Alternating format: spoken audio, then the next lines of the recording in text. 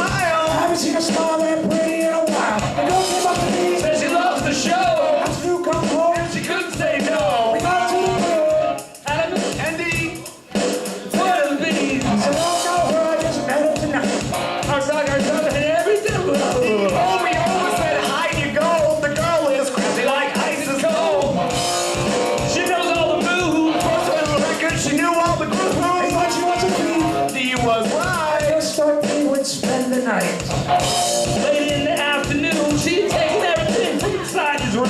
I found myself naked in the middle of the floor. She's taking the bed and the chest of drawers. The mirror, TV, new guitar board, my remote control, and her old skateboard. She robbed us blind. She took all we own. And the boys blame me for bringing her home. She's crafty.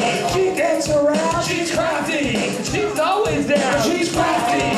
She's got a gripe. She's crafty. And she's just my type. She's crafty. Up next to the stage, from Vancouver, British Columbia, please give it up for Miguel Burr.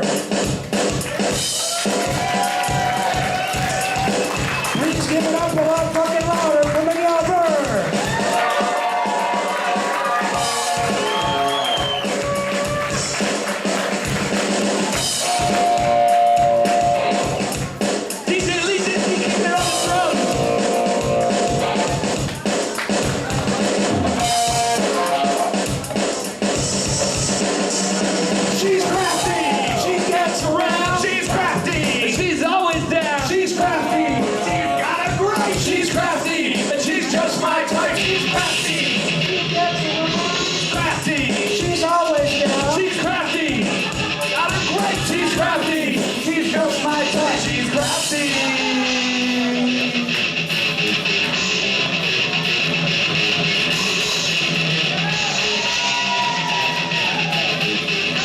Reoccurring nightmare.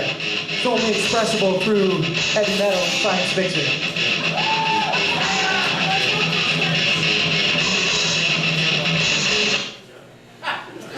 Zygotic tachyon. Tachyon, a subatomic particle that tunnels backwards through time. Zygote, an embryo at its earliest stage. And together, through temporal space undefined, these two cast humanity its only lifeline.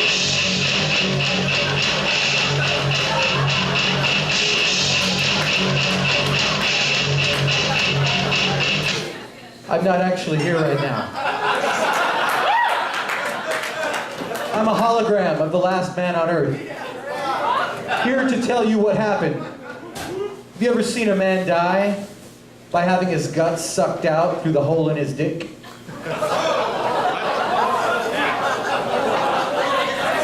That's what occurred. That's what occurred.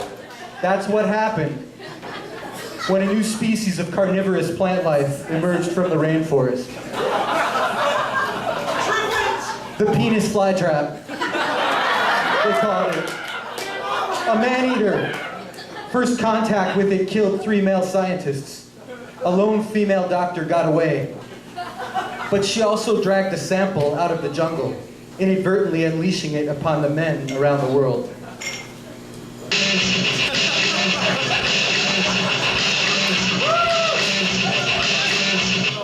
But why would men stick their genitals inside a strange plant? Especially after the first man died. Good question.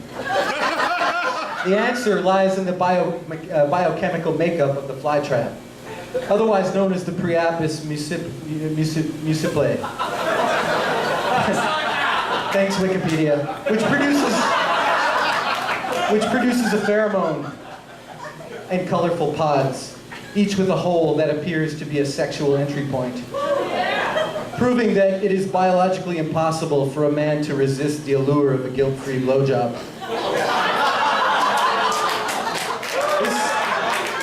This invasive plant species rapidly reproduced and spread, felating men to death on every continent, in wall-splattering explosions of blood and semen. Womankind resisted with pesticides and fire, even machetes, but nothing could stop the killer plants advanced, and womankind wept as her sons marched to their deaths with their pants down.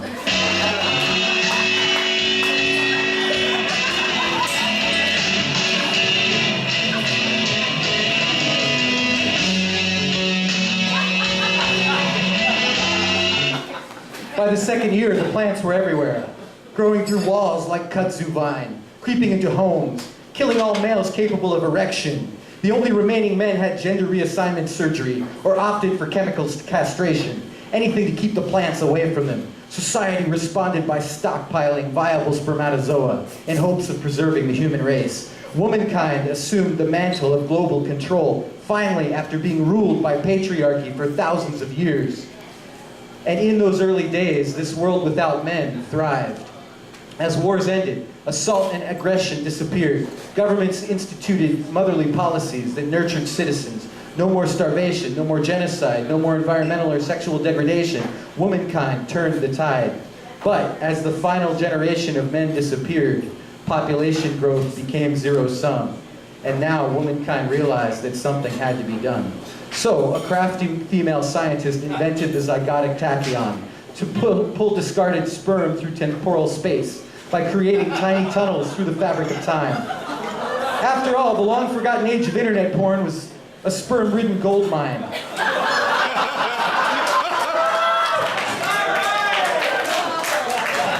And did womankind use her invention to bring back all of the men? Hell no, she didn't. Instead, she selectively fertilized eggs with time-traveling sperm and made sure that only ladies were born. And in the event that a little boy popped out, he was raised in the garden until his manhood sprung out, and then fed to the plants at dawn. And then my hologram flickers out, and I wake up.